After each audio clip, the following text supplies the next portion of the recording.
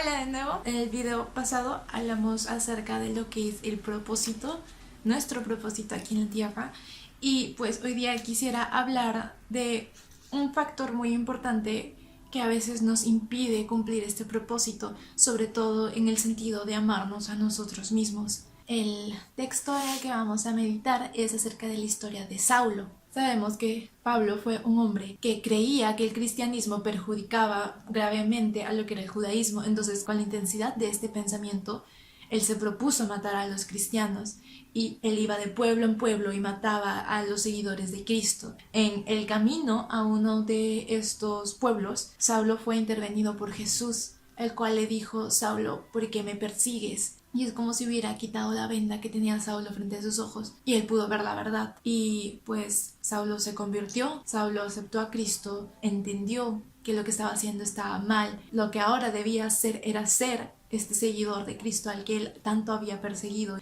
Entonces vamos a leer lo que continúa a eso, que está en Hechos 9, 20 al 26. Y dice: enseguida predicaba a Cristo en las sinagogas, diciendo que este era el Hijo de Dios. Y todos los que le oían estaban atónitos. Decían: ¿este no es el que asolaba en Jerusalén a los que invocan este nombre? Y a esto vino acá, para llevarlos presos ante los principales sacerdotes. Pero Saulo mucho más se esforzaba y confundía a los judíos que moraban en Damasco, demostrándoles que Jesús era el Hijo de Dios.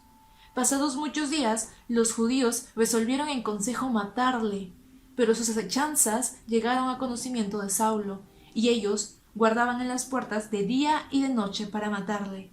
Entonces los discípulos, tomándolo en la noche, le bajaron por el muro, descolgándole en una canasta. Cuando llegó a Jerusalén, trataba de juntarse con los discípulos, pero todos le tenían miedo, no creyendo que fuese discípulo. Saulo, al igual que nosotros, nació con un propósito, pero él se desvió de este propósito por X razones, por X factores. Y aunque él se desvió de este propósito, aunque hizo mal las cosas, Dios no lo dio por desechado. Es difícil para nosotros comprender esto porque vemos en la tele que nos hablan de un asesino y en la vida vamos a pensar: pero este asesino tiene salvación, Dios va a llegar a él y lo va a convertir y lo puede usar, porque no es nuestro juicio. La justicia de Dios muchas veces va a ir en contra de nuestro juicio humano, de nuestro entendimiento humano, porque él nunca da por desechado a nadie. Pero ahora tenemos a Saulo, el cual trataba de dejar atrás un pasado, y era un pasado que muchas personas conocían y le temían y le odiaban por ese pasado. Él tenía en claro que Dios lo había perdonado. En Primera de Juan 1:9 dice: si confesamos nuestros pecados, Él es fiel y justo para perdonar nuestros pecados y limpiarnos de toda maldad. Saulo fue perdonado porque él optó por aceptar a Jesús, por reconocer su pecado, sus errores y cambiar. Ese fue el primer paso, el paso de fe que él dio. Y Dios nos promete que cuando hacemos esto, Él es fiel y justo para perdonarnos. Y en Isaías 43:25 dice: pero yo, por ser tu Dios, borro tus crímenes y no me acordaré más de tus pecados. Dios no va a recriminarte tu pasado, no te va a hacer recordar tus pecados, no, porque Él por amor los borra, por fidelidad a sus promesas los borra. Él ya sabía que era perdonado por Dios. Nosotros sabemos que Dios nos perdona si reconocemos nuestros pecados y lo aceptamos a Él y cambiamos. Lo sabemos. Pero ¿qué pasa cuando somos nosotros mismos los que no nos podemos perdonar? Entonces tenemos a Saulo con todo el dolor que podía significar recordar una y otra vez los crímenes que cometió. Sabemos que cuando un soldado va al ejército y vuelve, se encuentra frente a todo un proceso que pasar para volver a su vida cotidiana, porque los recuerdos de muerte en las batallas no los dejan, y eso muchas veces causa consecuencias en ellos, como depresión, pesadillas constantes, trastornos. Era un caso muy similar. Pablo no podía olvidar todo lo que hizo. Probablemente luchó mucho consigo mismo para perdonarse, porque podía recordar que él mató a toda esta gente y ahora sabía que esa gente era inocente, y ahora él estaba en propósito de convertirse en un seguidor de Cristo. Y no solo se trataba de que Pablo tuviera que perdonarse a sí mismo,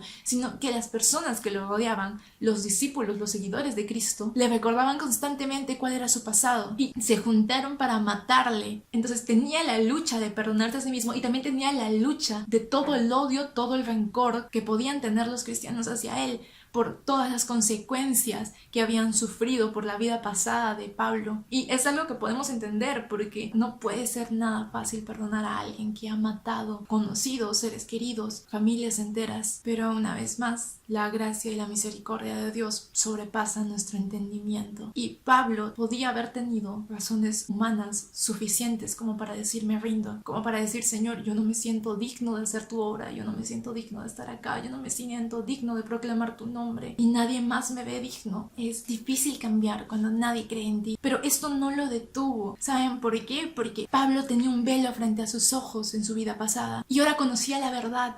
Y si conocía la verdad, sabía cuál era su propósito, sabía que Dios lo amaba y lo perdonaba y sabía lo que él debía hacer de ahora en adelante y él se aferró a esta verdad y continuó. Hablamos del amor que cambia a las personas que ya se dan por perdidas. Hablamos también del amor que nos cambia a nosotros. El amor de Dios se presenta en 1000 oportunidades diarias para acercarnos a Él. El hecho de estar vivos, el hecho de que alguien nos hable de Él, el hecho de que en Facebook o en cualquiera de nuestras redes sociales vemos un texto bíblico, estos ya son reflejos del amor de Dios que cada día quiere acercarse a nosotros. No estamos llamados a juzgar, pero aún si en el lugar donde más debería ser amado y apoyado, como en este caso eran los seguidores de Cristo, en nuestro caso puede ser nuestra iglesia, nuestro grupo de amigos, nuestra familia, aun si en este lugar donde más que nunca tú deberías necesitar un apoyo para cambiar, para levantarte de tu vida pasada y continuar, y no lo tienes, e incluso te encuentras juzgado en este lugar, que esto no te detenga, porque Dios dice que está contigo. En Isaías 42:6 dice: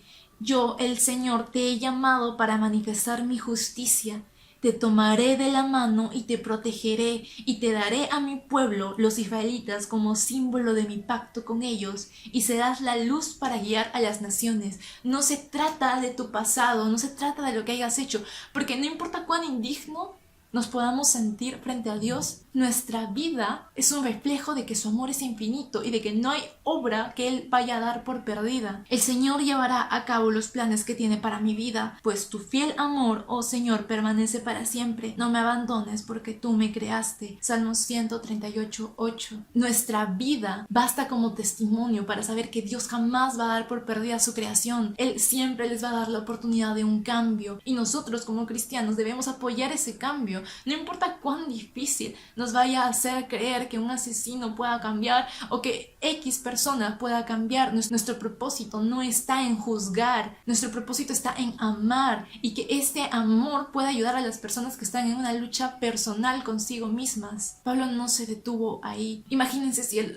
se hubiera rendido frente a los comentarios que habían contra él, frente a las conspiraciones que habían frente a él, frente a su propia culpa. Si él se hubiera detenido, todo el propósito que Dios tenía para su vida hubiera parado ahí también. Y sabemos todo el ministerio que levantó Pablo y lo que significó para los cristianos de esa época. En el versículo 22 dice: pero Saulo mucho más se esforzaba y confundía a los judíos que moraban en Damasco. No es que Saulo se detuvo a cuestionarse si él era digno o no, no es que él se detuvo a cuestionarse si debía continuar por este camino o no. Él siguió adelante aferrado al llamado que Dios tenía para él y su testimonio de vida, lo que él iba haciendo conforme se acercaba más a Cristo y conforme se acercaba más a su propósito y a la obra de Dios. Ese testimonio fue el que cerró la boca de las personas que estaban hablando en ese momento. Fue su testimonio el que habló por él. La falta de perdón en nuestras vidas hacia nosotros mismos, hacia las personas que nos juzgan, muchas veces es la mejor treta del enemigo para detenernos, para